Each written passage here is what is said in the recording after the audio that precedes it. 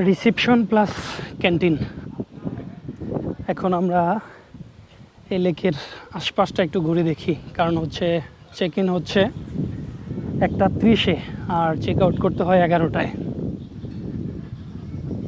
এখন হচ্ছে 9:11 বাজে, সো আমাদের হাতে অনেক সময় আছে।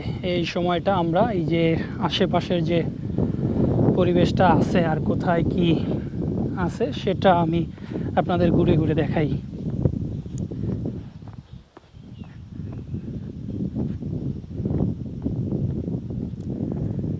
একদমই লেকের পারে।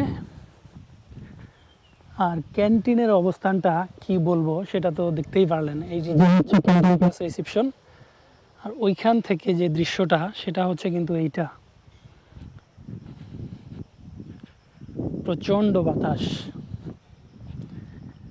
এই যে আমরা বান্দরবনে যে জুমঘরগুলোতে থাকি সেরকম জুমঘর।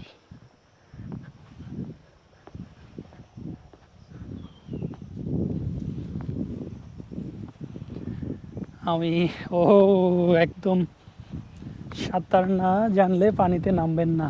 লাইফ জ্যাকেট পানিতে নামা সম্ভব নেই। লাইফ জ্যাকেট নিয়ে নামা যাবে।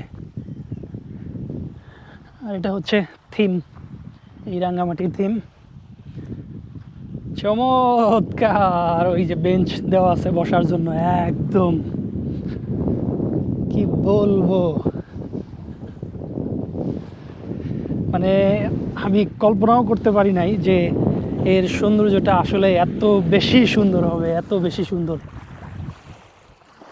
এই যে বার্গি লেক রিজোর্টের যে গেস্ট আছেন, ওই গেস্টরা কিন্তু ওই যে